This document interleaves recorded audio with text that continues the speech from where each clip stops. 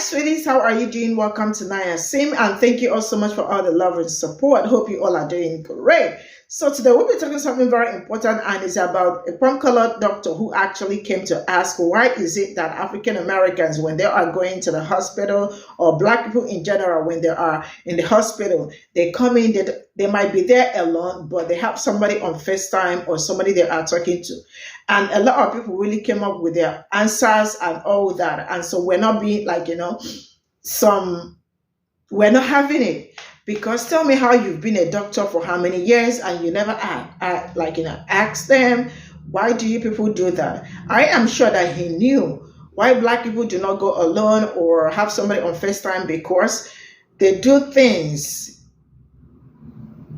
they always do the opposite that they were asked not to. You know what I am saying?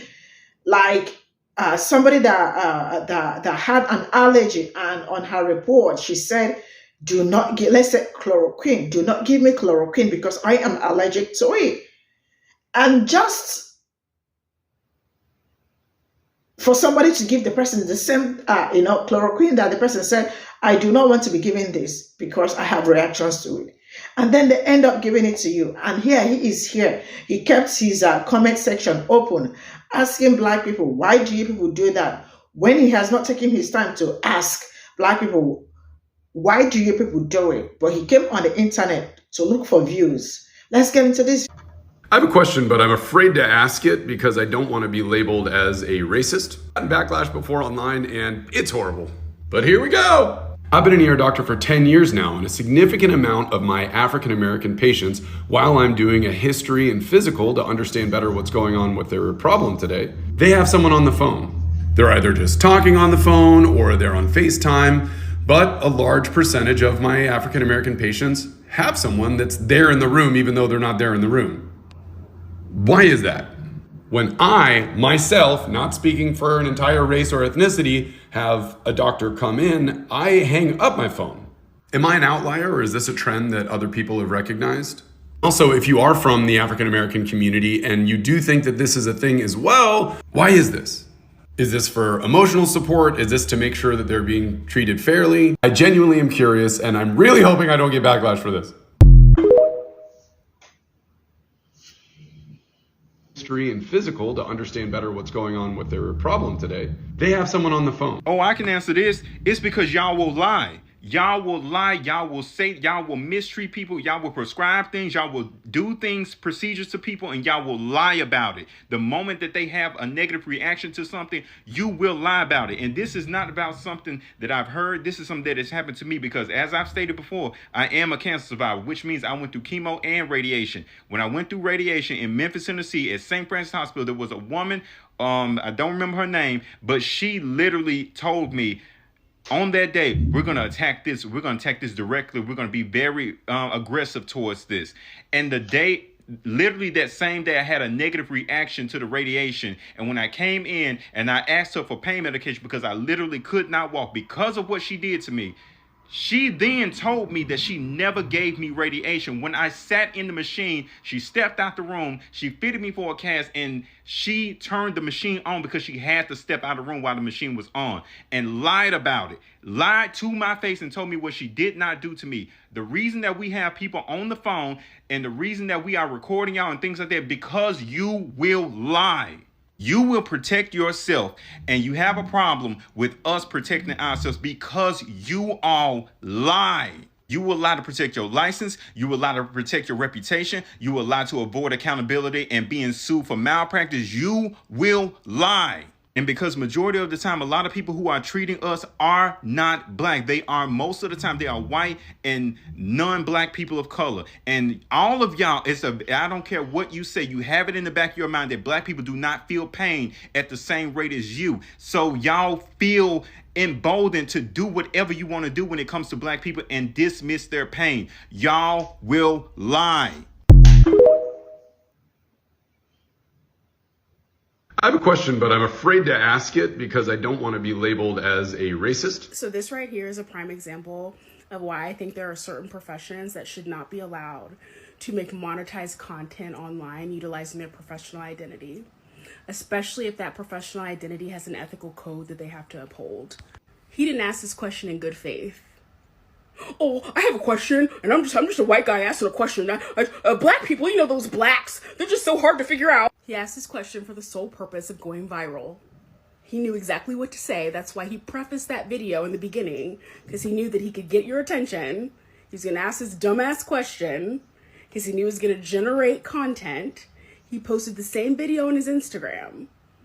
Has the comment section wide open and got people going back and forth. He knew what he was doing. The man who went through a medical school program within the last 20 years, he should not be asking this question. If you're going to ask this question, why would you ask it of the internet?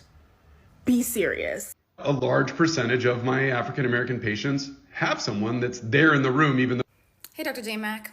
It's really simple. The reason a large percentage of your African American population has somebody on the phone or on FaceTime when you come in to do a history and physical is simply to bear witness. You, as a white male, do not have to worry about that because you are going to get taken seriously. You're not going to face any racial bias, any racism, whereas African Americans, well, I don't need to go into the details, but I think you get it. Someone that's there in the room, even though they're not there in the room. Why is that? Because we don't trust you, Bradley. We don't fucking trust you. We are painfully aware of the ingrained racism in the medical institution. We are painfully aware of that from the macro to the micro. So when we walk up in these shits and we're telling you about our symptoms, we know that you are probably not going to listen to us. You're probably going to tell us that what we are feeling is not what we're really feeling. It's anxiety or diabetes or some stupid shit, while you're busy stabbing the fuck out of us with a syringe because you don't believe that black people's pain threshold is as low as everybody else's. Millions of black people have died at the hands of millions of doctors and their negligence towards black health. So we're going to be on this phone while we do this little checkup. And to keep it a stack, we would prefer to have that person in the room physically with us. But we run the risk of you saying some out-of-pocket shit, that person trying to help us advocate for ourselves, and if they say something a little bit too loud for your liking, the cops are called. It's dangerous. That's why. It is dangerous to be around y'all. Black patients are aware that you are not trustworthy. We are also aware that you don't care that we don't trust you. And we know that you are intellectually incurious enough to not even want to change that. That's why. That's also probably why people think that you're racist when you ask questions like this. I'm just saying, just throwing that out there. I have a question, but I'm afraid to ask it because I don't want to be labeled as a racist.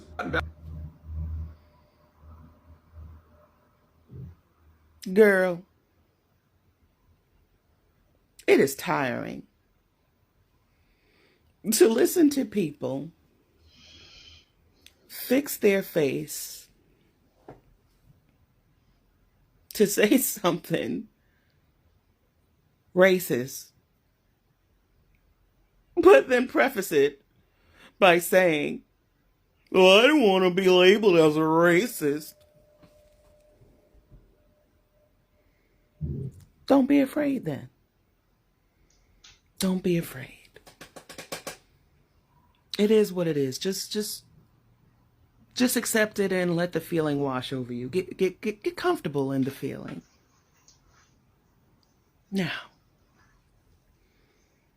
I'm going to say what I'm going to say slowly. So I apologize because I know the citizens of TikTok like things fast because our attention spans are short. But I want to take my time in saying this because, you know, when black people say things a little too fast, a little too punctuated, you know, it gets labeled as being too sassy, too angry, too sensitive. And, you know, I don't want to be labeled as any of those. So I'll take my time to answer. Now, as a healthcare provider, in this country, I'm sure that you know that there are unfortunate cases of practitioners essaying patients while alone. And I'm not even gonna say there's more Black people that experience that. It shouldn't be happening to anyone. But number two, with regard to Black people, we experience a disproportionate amount of adverse medical events in the United States. So once again, as a healthcare provider, if you don't know that, then you should know that. You can verify what I'm saying by looking it up in the Lancet or in JAMA. Now,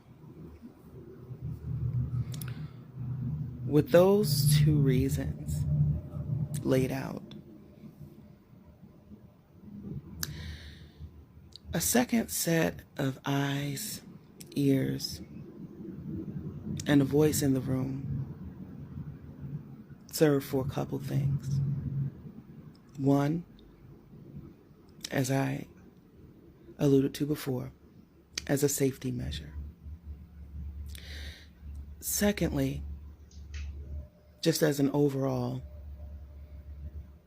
sense of security, particularly for people who are acutely ill. They may forget things. There may be symptoms that they have mentioned to someone else, likely the person that's on the phone with them. That can help during your interview of the patient. This other person can also ask clarifying questions. This person on the phone, although both you and the patient may speak English, some healthcare providers can get carried away with the medical jargon. And even if you do take steps in your bedside manner to not do that, we're not all on the same playing field with regard to literacy. And an extra set of eyes, ears, and a mouth in the room can serve as some level of a translator for the patient. And that can go both ways, as far as breaking down what the patient is trying to convey to you, and for them to also assist you into conveying what you need to the patient. And there are myriad other things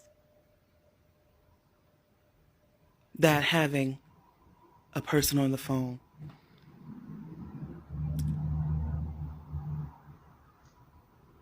that a patient would want to have some person on the phone for.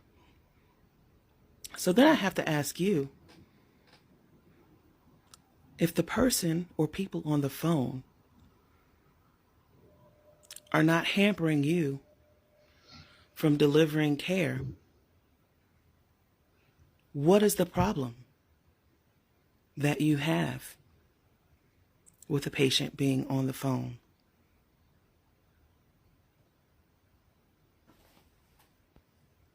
I hope this helps. I have a question, but I'm afraid to ask it because I don't want to be labeled as a racist.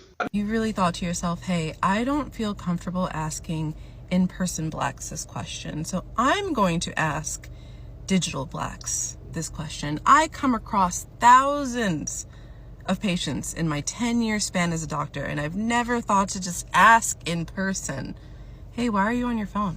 You endeavored to take the risk of getting read by thousands of internet blacks instead of just asking an IRL Negro, hey, why are you on your phone? That wind tunnel not only fucked up your hair, it also must have scrambled your brain, because that was a poor choice, my friend. A very poor choice indeed. You're about to get dragged. I have a question, but I'm afraid to ask it because I don't want to be labeled as a racist. Have you simply tried asking your patients before asking a social media platform? I'm an OBGYN. Whenever I notice that patients are on the phone, I simply ask, hi, I'm your doctor. Who's that on the phone with you? Okay, would you be comfortable with me asking medical questions while they are still on the phone, or would you like to hang up? And it's the year 2024, and I don't know how to gently say this. Other people are a little bit more vocal, but why is it that you're asking a whole social media platform when it comes to race? You are actively taking care of patients. I don't know where you're working. I don't know the patient population that you're serving, but I am concerned that you are now overgeneralizing a whole race in terms of utilizing their phone while on a visit with you, and you can't talk to your patients directly.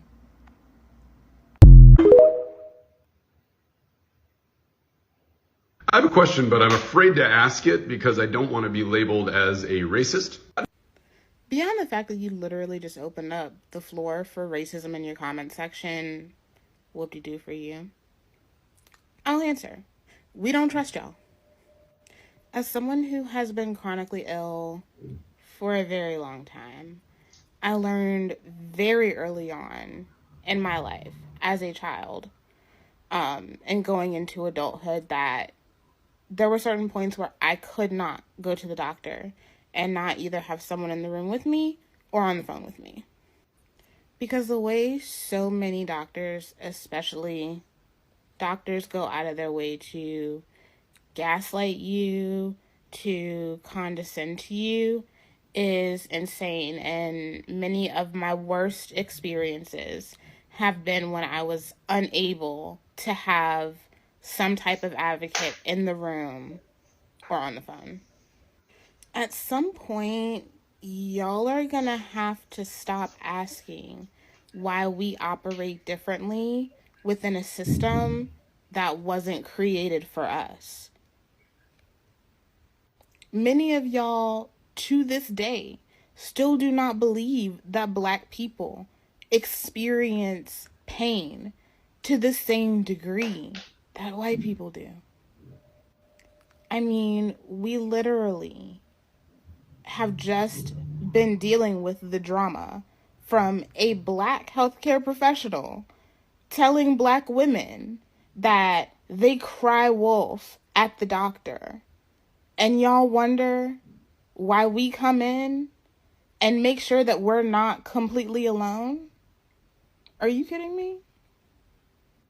The rate at which medical professionals choose not to believe us, choose to gaslight us, and choose to lie to us is beyond heartbreaking.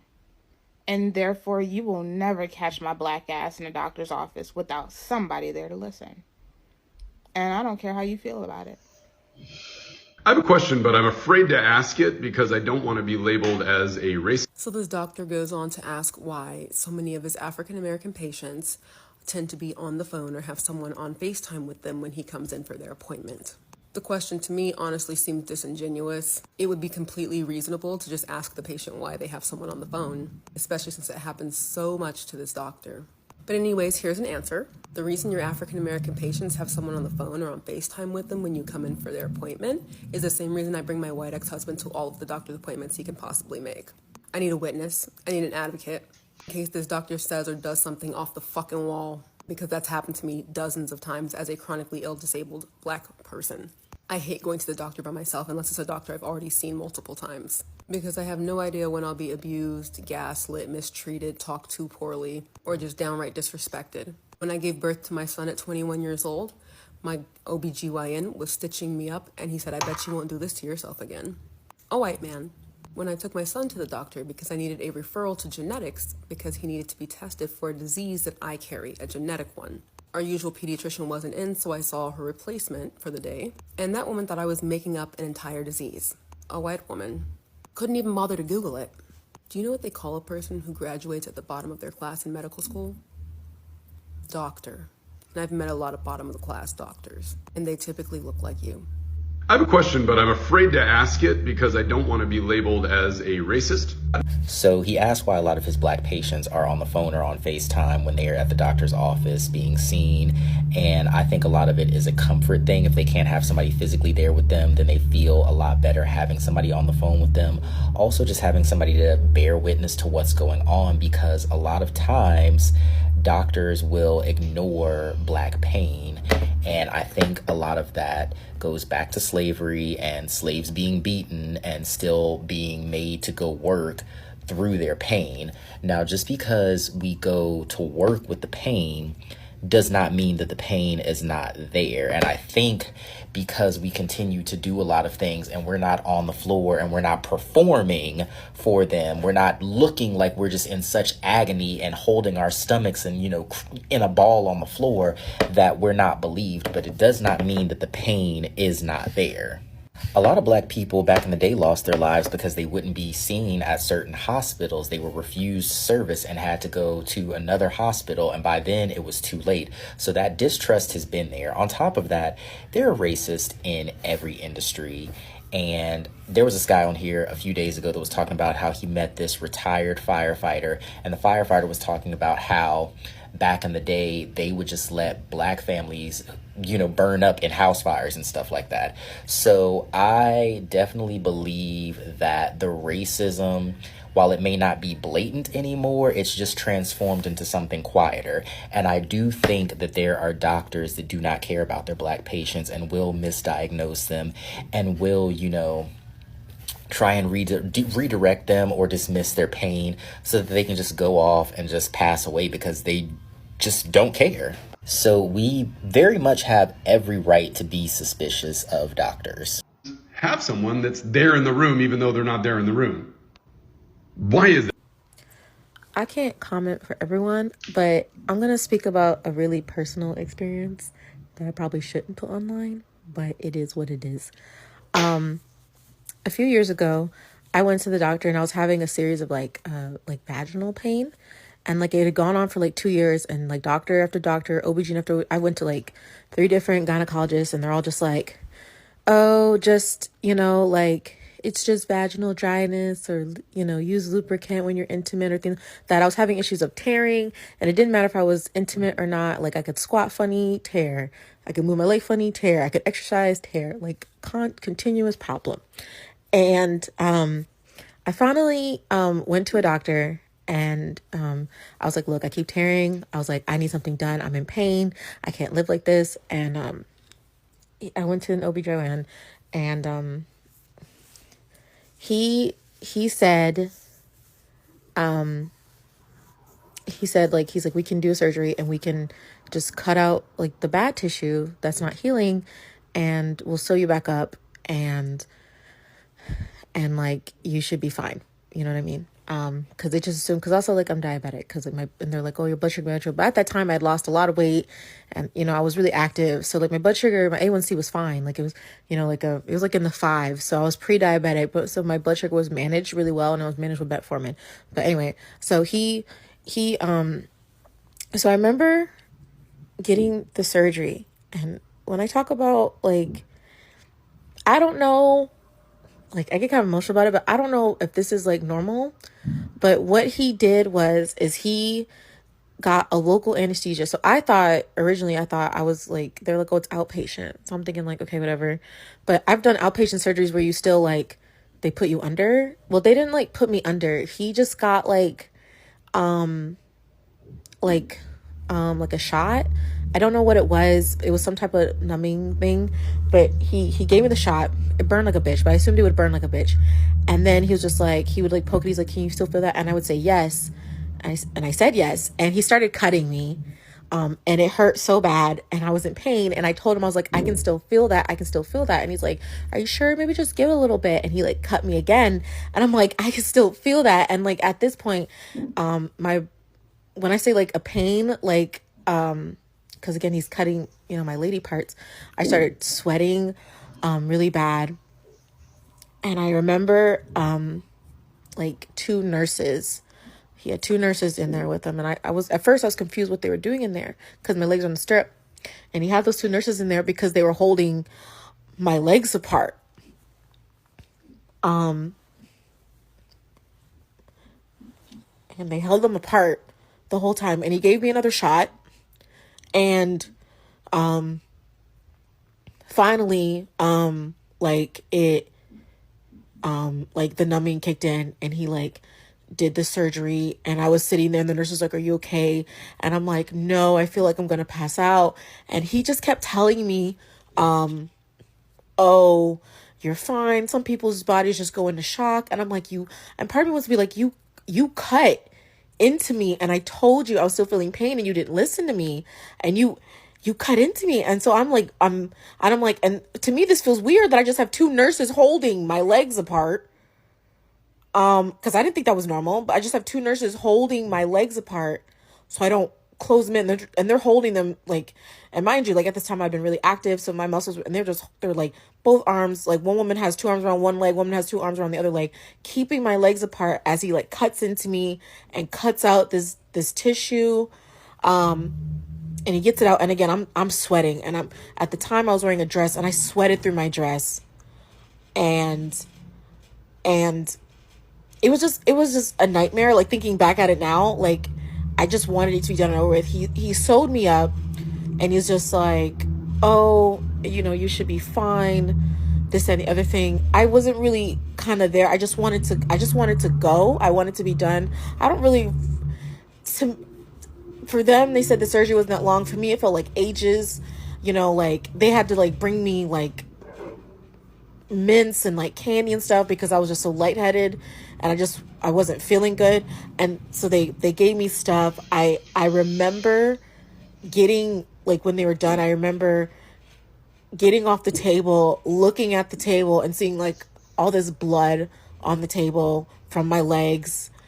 And I like cleaned myself up the best I could in the sink. And I wish this was fake. And I like put, I got redressed and, put my undies back on. And at the time I was married, and I limped to the car, and my husband at the time waited for me. And he waited for me, and he's like, how you feel? And I was like, I just want to go home.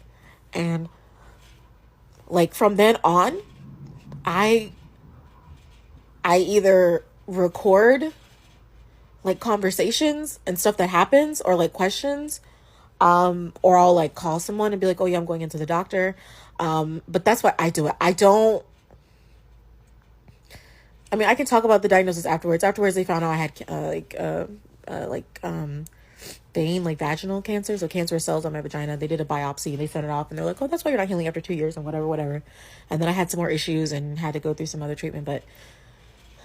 But long story short, that's why I do it. I don't feel safe. The doctor who treated me was an old white man. I don't know if he thought I didn't feel pain or I couldn't feel pain, but that was probably one of the worst experiences I've ever had with a doctor. And to this day, I'm still very hesitant to go back to any OBGYN, even though I need to go back. So, that's why I don't like it.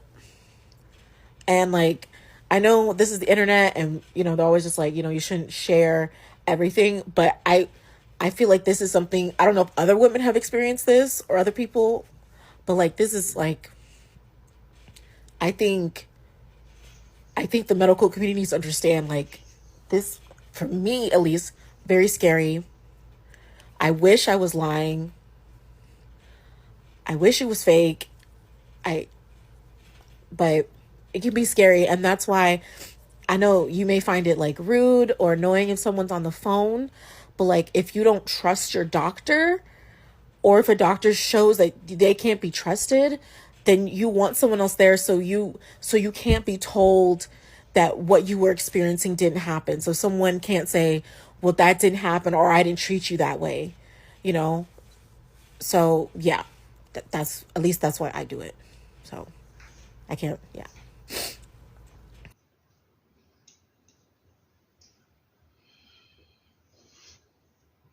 So this is all I got from this video, and there are so many stitches to this video, and I am sure that Black people have had their own share of palm-colored doctors, like, doing some things to them, thinking that they don't feel any pain or something. And there is one that I saw. This happened in December, She took her grandmother. Her grandmother was really very young. I mean, so young. She took her to the hospital, and the doctor that saw the woman, the grandmother, the man said, "Do not give my grandmother this. She is allergic to it," right? And they wrote it down on the report, right? Only for the young man to come in the next minute again to see the grandmother, only for her to find out that they just injected the woman with that same drugs they told them not to inject her with, because she is allergic to it. And they said we had to do it because she was probably emotional. The man was like, emotional? What does that got to do with that? Was she violent? She was not violent. She was not doing anything. The young man was crying. And he told them, I am sure that she's not going to make this because she is allergic to it. And sincerely speaking, the woman did not make it. I am not joking. I am not capping. The woman did not make it. And you can imagine what was going through that young man's mind. I mean, like his mental health and all that. And I saw him with the doctors in the room. I mean, acting all clueless, when they knew that. Wait, I am just confused. Like, I don't know why I am kind of confused. Like, before, you are a doctor and you probably, they transferred a patient to you, right? Are you not supposed to read the person's report before doing anything to the person? But unfortunately, it looks like, and it's also it looks like they do not care about Black people, and that really got me thinking. I mean, just because of some people's ignorance or carelessness, that was how she died, and I have heard several cases of Black people, I mean, being given what they said, do not give me this because I cannot take it, where they were given, and some of them start reacting to it. Some of them, some died, some almost passed away, because some people choose not to listen to a particular set of people because they have told them that they do not feel pain, because I don't know who told them that. I don't know how they woke up and conclude that a certain kind of people do not feel pain. Make it make sense, because it's not making sense. And he came online. I mean, he has so many African Americans, coming the first time or something, and you never took your time to ask why. He knew he just wants to get views and all that, and think it's cool. It is not cool, And I don't know, man, the whole thing, I just don't want to be, I am already feeling so bad, and I don't know, it's just some of them really being very careless with black people, some of them being really mean, because the last story the woman told, like, why would somebody, like, do something like that to somebody without even making the person feel less pain? And then they tell you that, oh my God, no, it's really like, it's really so sad, And yeah, I also encourage everybody to, if you are going to the doctor and you don't know, and it is just this person, please make sure you have somebody with you, because in the end, they are going to deny everything if there is nobody there with you and there is nobody on camera. Because tell me why somebody will give somebody something they wrote on the report, that something like this, don't give me this. And that was the end of the person, So, see you all in my next video. Bye for now.